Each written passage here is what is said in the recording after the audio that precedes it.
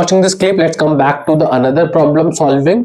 So this is again from probability chapter, JEE Mains 2025 question. देखो, a bag contain 19 unbiased coin. Unbiased coin यानी कि जहां पर head और tail हो, probability of head and tail both 1/2 with a head on both side obviously, and one coin drawn at random is tossed and head turns up. ठीक है, coin draw किया, अच्छा, and one coin with head on both side. ठीक है, देखो 19 तो unbiased coin है जिसके अंदर हेड टेल दोनों है, और वन कॉइन जैसे बायस कह लो जिसमें बोथ हेड है, यानी कि ऑब्वियसली बोथ हेड होने की वजह से हेड आने की प्रोबेबिलिटी 1 हो जाएगी, और अगर इस कॉइन को ही ड्रॉ करें हम तो टेल आने की प्रोबेबिलिटी 0 हो जाएगी.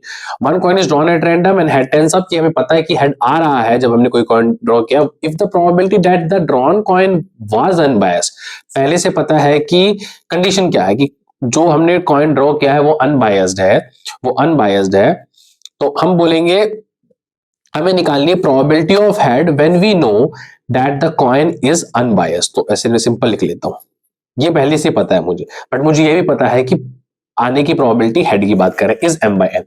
तो हेड किस केस में आ सकता है? अब पहले तो मैं बात करता हूं कि मैंने कॉइन ड्रॉ किया, मतलब यही क्या प्रोबेबिलिटी कि मैंने अनबायस्ड कॉइन ड्रॉ किया. ये 19/20 है, ये 19/20 है, ठीक है. देखो नीचे क्या रहेगा, the probability that the drawn coin was unbiased. ये तो मेरा नीचे, मतलब ये एक कंडीशन है, मतलब जिससे मुझे सेटिस्फाई करना है कि हेड आ रहा है. तो नीचे तो सारे केस रहेंगे, मतलब ऊपर नहीं, मैं इसको नीचे लिख सकता हूं कि 19/20 की कॉइन अनबायस्ड है और फिर हेड आया, उसकी प्रोबेबिलिटी 1/2.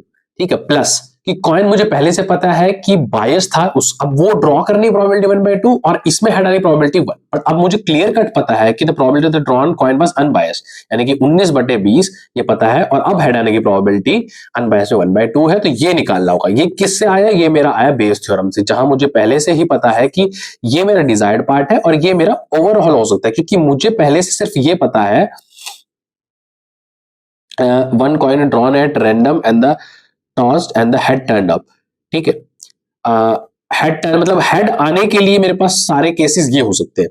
ठीक है, बट उसके साथ मुझे कंबाइन किसको करना है? ये द कॉइन वाइज अनबायस्ड. तो कंबाइन और हेड ये ऊपर रहेगा, बट आपके नीचे क्या रहेगा?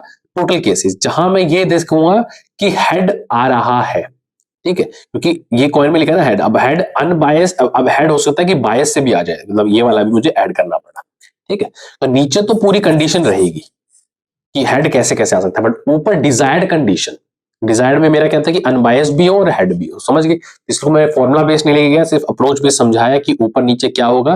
बट अब कुछ नहीं है, अब आप सिंपली सॉल्व कर सकते हो. ऊपर वाला आपका हो जाएगा 19/40 और नीचे वाला ये 19/40 प्लस इसको लिख सकते हो 2/40, यानी कि 21/40. अब ये 40 से 40 कट जाएगा, यानी कि m और n की दोनों की वैल्यू आ गई, और आपका ये कंडीशन सेटिस्फाई कर रहा है कि GCD यानी कि ग्रेटेस्ट कॉमन डिवाइजर ये है. तो m 19 हो गया, n 21 हो गया, n square minus m square पूछा है, यानी कि 21 स्क्वायर माइनस 19 स्क्वायर, यानी कि 2 × 19 + 21 40, यानी कि 80 मेरा आंसर हो जाएगा. Keep learning, keep watching.